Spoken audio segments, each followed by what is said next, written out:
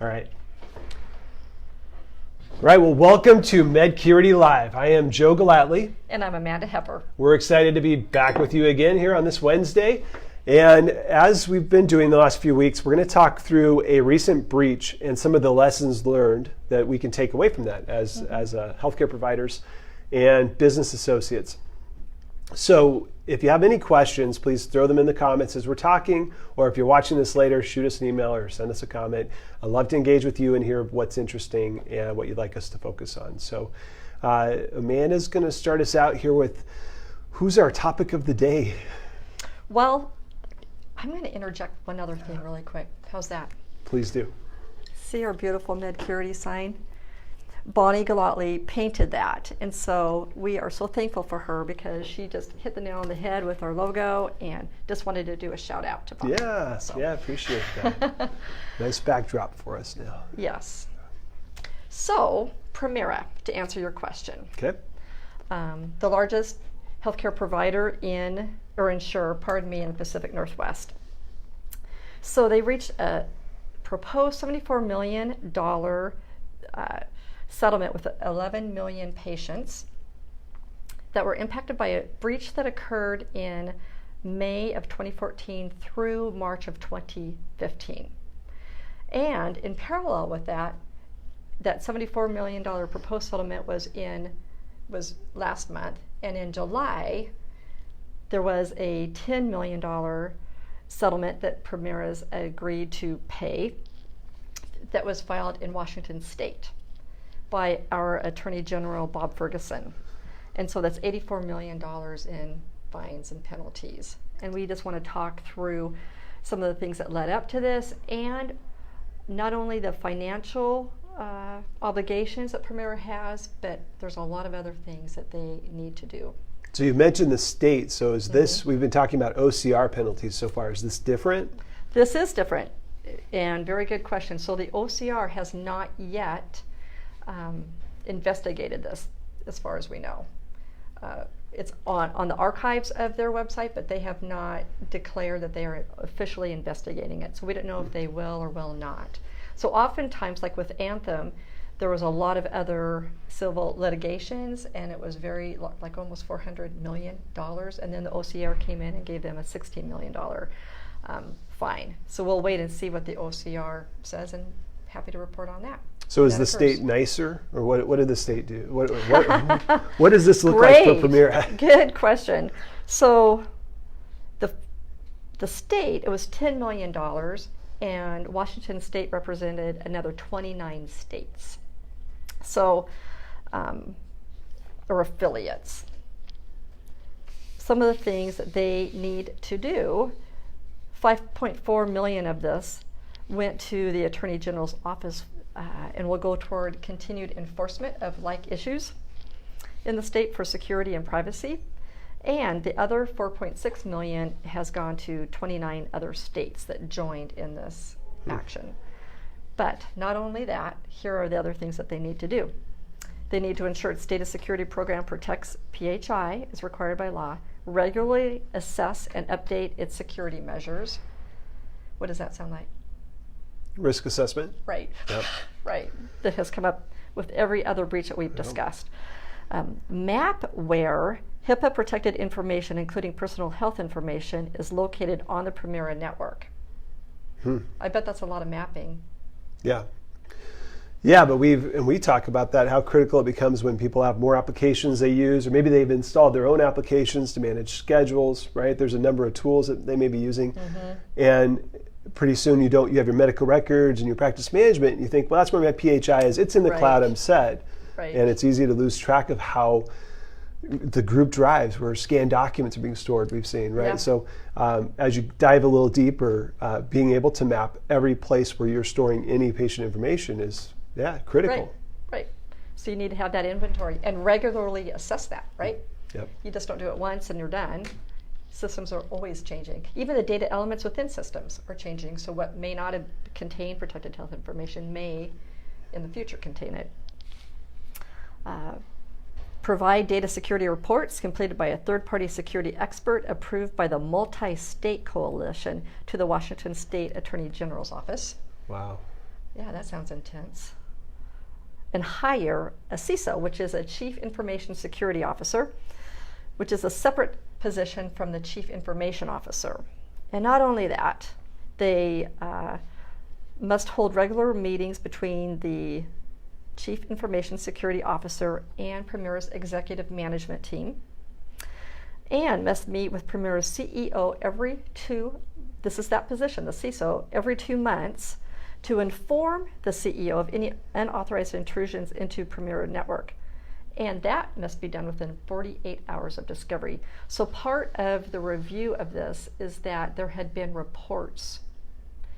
alleged reports to management about security breaches, and it appears that there was a lack of action.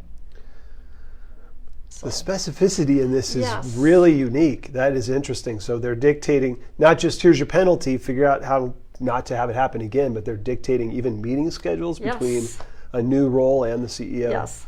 which is very interesting. And it's probably, we can look at that and probably take away lessons for what we would expect a similar organization to be held accountable to, right? To watch this and say, well, if we don't have this, we should. Right. But I certainly would. Yeah. Yeah. And not wait till you are being held accountable to it Right. by a state on a regular basis. Right. Interesting. So there's a coalition, you said, of all the Coalition. parties involved. 30 states altogether. Wow. Yeah. Okay. Hopefully they agree Yeah. on things. And also provide security training to all employees who handle or touch protected health information. Another So theme. a very common theme.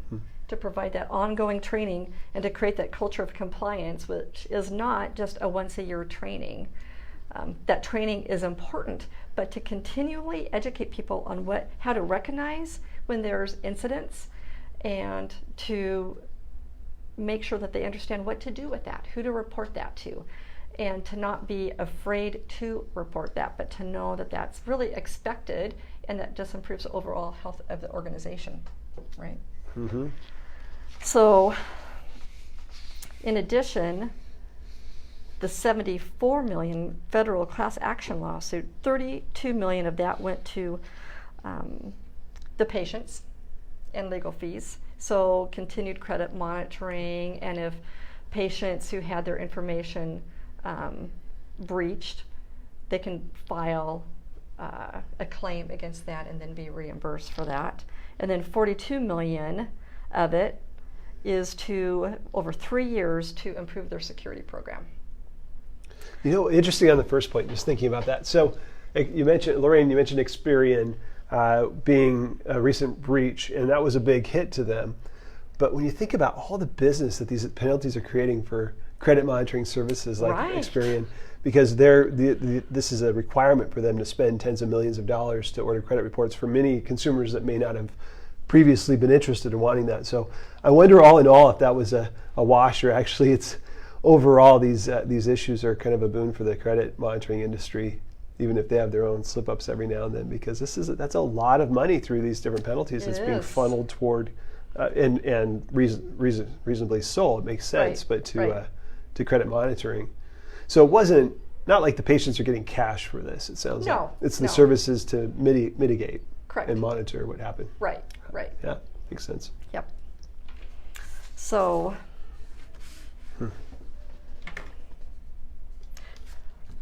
for our audience, you want to share about what protected health information is? Yeah, and that is something that we have frequent discussions on, because it isn't as clear as just saying clinical data right here, XYZ is this. There are specific data components, and it's associating that patient with a place of care. So that's a bit of the trick here. We were talking about, for example, apps that track patient information. You can put all your health information in an app, and that app maker is not under HIPAA until they exchange that data with a covered entity, right? Until they exchange that data with a hospital or a clinic. So having a clear understanding of the data fields, you just mentioned 18 fields, right? That count as PHI, but also any of those fields associated with the place of care. So if you're storing photocopies of an insurance card or driver's license that may be stored somewhere else that's absolutely PHI, still affiliating them with where they're getting their care. So another tip is if somebody reports a security incident, take it seriously, right? So that's part of the training for employees, including individual contributors, management, all layers of management, so that they understand how to react to that. Identify and respond to suspected or known security incidents quickly. Quicker response does mean lower fines and penalties. We've seen that in other breaches. If they're made aware that these security incidents had been reported or similar ones, and that nothing had been done or an adequate action hadn't been taken, their fines will increase. Yeah. Yeah, and usually it would be a policy, a write-up of some sort. So you'd usually have it if there's an expected breach or an expected suspected security incident. What are the steps to investigate that? Who's responsible? Who has that authority to say this was okay, or this we're going to respond in this way, but it's not a breach. This was a breach. We're going to report it in this way. And having that all laid out ahead of time instead of trying to figure it out when you have an incident will go a long way. So having that documentation on what your security incident response is can be really powerful. And then, of course, like you said, the education on that. And that goes back, we've talked about this before, but the awareness coupled with the encouragement to report and having this being embraced, not just penalized, right? You know, you can come forward and say, I think this happened, even if it was my fault. Because I know that you're going to help me figure out the workflow and fix this. You're not going to just say, well, you're fired then, unless it was obvious negligence. But right. It seems like that goes hand in hand with what we've talked about with a couple other groups recently too. Right. I think that's a great comment to encourage that. So organizations are required to maintain an incident log, right? So that's where all of those would go. And it's not all HIPAA violations. It's just a place to report or document reported incidents, right? So to make sure employees understand what those are, I think is really good. So Premera has taken this very seriously. So I'm going to read a quote. Premera's Executive Vice President and Chief Information Officer, Mike Gregory, said, "We are pleased to be putting this litigation behind us and to be providing additional substantial benefits to individuals whose data was potentially accessed during the cyber attack. The company recently achieved an industry-leading high-trust certification demonstrating its ability to identify risks, protect assets, detect attacks, and respond and restore capabilities should the need arise." So shout out to Premera for taking this seriously as well. Yeah, that's a great response. Yeah, I think Not so just too. we're checking the boxes they've now assigned us, but we've gone beyond that and gotten certified in a high trust is not a slam dunk. So Right. they've obviously put some work into improving in the way they're being required to, Yes. and then some, it sounds like. Right. Nice. So to summarize what steps for organizations, first you need to understand your risks, right? And a way to do that is performing a security risk analysis. And then you identify what your gaps are, so then you have a plan to address those gaps. Very simple. Medcurity does do that right now. Also, one of the largest things that we find as gaps are policies and procedures, having the right policies and procedures in place to address administrative issues, physical issues, and technical issues. And like breach notification process and breach notification, incident investigation. Yeah, very good. Yeah. Very good. Training. Yep. Yeah. And then knowing who your vendors are, your business associates are, and having an ability to manage those. Was that a part of this as well, business associates? No, but I think it's a very important part. Critical, of, yeah. Critical. It's been a part of many of these, for sure. Right. And no matter how big and sophisticated and mature an organization is, if business associates are on paper in one desk, you can't lose that. When you don't have an executed copy of a BAA and an incident occurs, you're so much more vulnerable to some really severe disciplinary action, as we've seen. Right.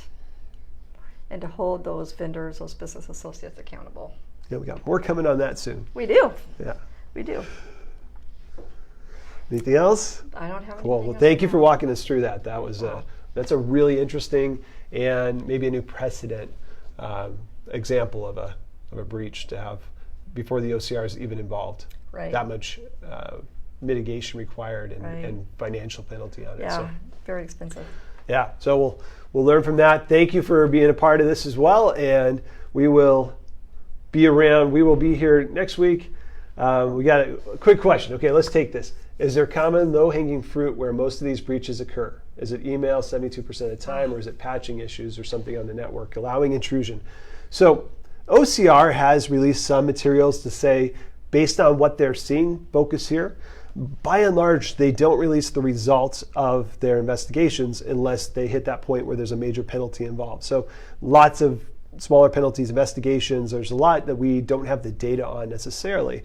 But OCR has summarized that and said that their top areas to watch: laptop encryption and employee awareness from phishing, so email, like you said. Johnny, thank you for that question. So employee training around what emails you open has been something that OCR says has been a very prevalent and major issue. In fact, we expect that that's the source of what we've seen in Anthem or similar, and the same with Primera. And then encrypted laptops was the other area they called out. But then when they get in there, despite how the issue began, when they get in there, they call out, were you doing the risk assessment? Were you doing the policies? Are you organizationally doing everything you can to prevent this? It may still happen, but what the federal bodies and state as well want to know is, are you doing everything you can and it was a single mistake, or did you organizationally fail to protect yourself against this? So even with those being a couple key areas to focus, build the whole program around it so you can do all you can to protect that patient information. Yeah.